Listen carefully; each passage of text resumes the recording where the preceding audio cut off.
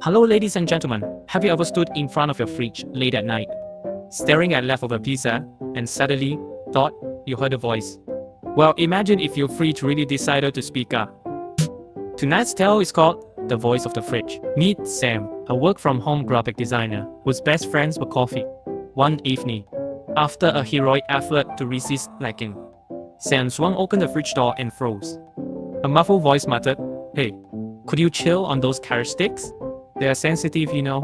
Sam blinked. The fridge was the same old stainless steel box. He shook his head and slammed the door. But as soon as he sat back at his desk, he heard it again. "Seriously, buddy, some of us have feelings." He spun around. Silence. He shrugged and muttered, "I need more sleep." He returned to work. But 30 minutes later, he leapt out of his chair when the fridge softly complained, "You left the door open.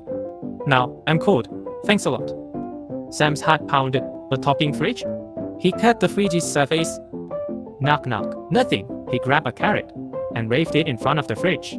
"Are you hungry?" He growled. "You called it a snack?" "I'm starving over here." That was it.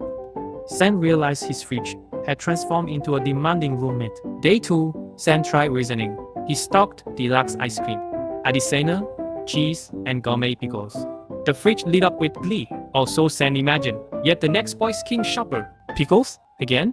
Variety, please? Sam staggered back. The fridge had expectations higher than his taking prospect. He decided to ignore it. He threw in a week's worth of TV dinners and marched out for a walk. When he returned, the fridge door was wide open, cold air flooding his kitchen like an abandoned cave. From inside came a dramatic sigh. "Next time, notify me before you go."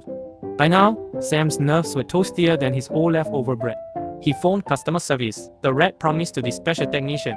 When the technician arrived, he checked the wiring, the compressor, even the defrost timer, but found nothing unusual.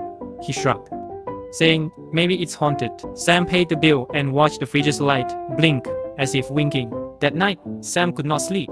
Every time he closed his eyes, he heard a faint whisper. "You up?"